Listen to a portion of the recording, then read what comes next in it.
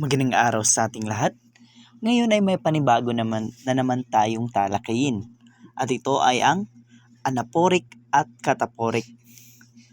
Upang mas mabilis niyong maunawaan kung ano ang mga ito, ay meron akong inihandang Venn diagram. Makikita niyo sa Venn diagram ang anaporic at cataporic at kung ano ang pagkakahalintulad nito at pagkakaiba. Ngayon ay dadako tayo sa anaporic. Ang anaporic ang tawag sa mga panghalip na ginagamit sa hulihan bilang pananda sa pinalitang pangalan sa unahan ng pangungusap o talata. Halimbawa nito, si Maria at Jose ay mag-asawa. Sila ay may 2 anak.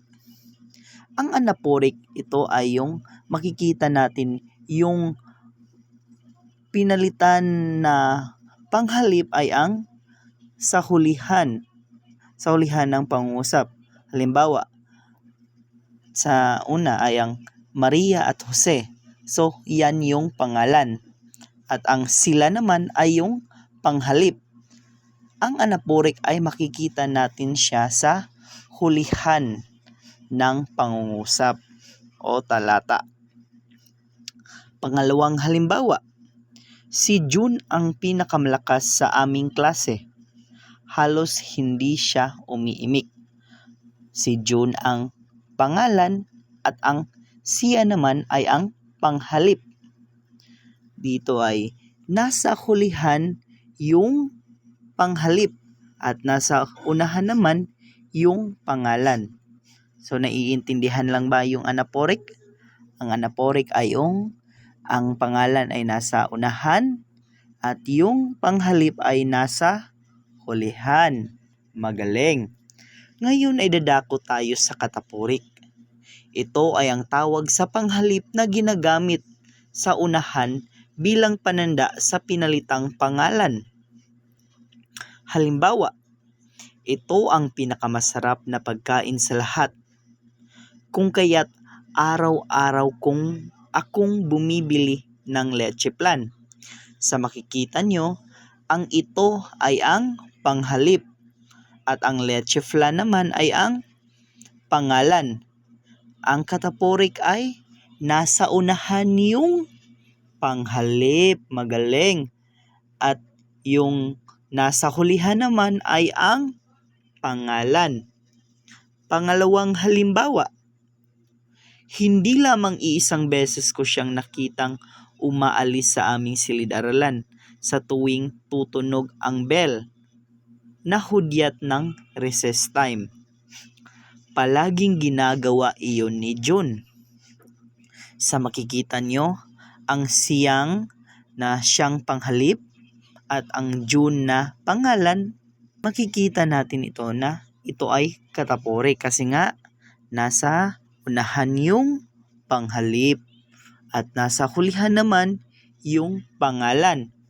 Naiintindihan lang ba kung ano ang pinagkaiba ng dalawa?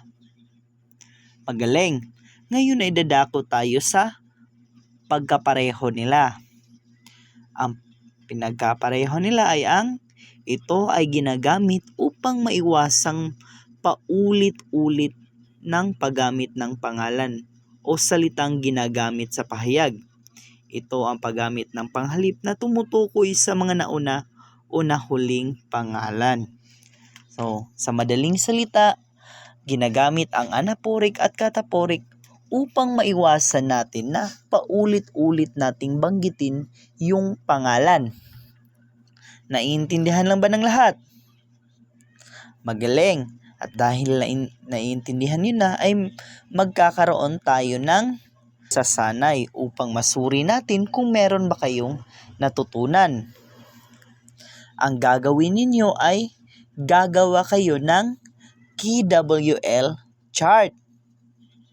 O sa Pilipino ay kung ano yung nalaman nyo na at yung pangalawa, ang what ay yung kung ano yung gusto nyong malaman at ang L naman ay kung ano yung matutunan nyo sa pagkatapos ng talakayan.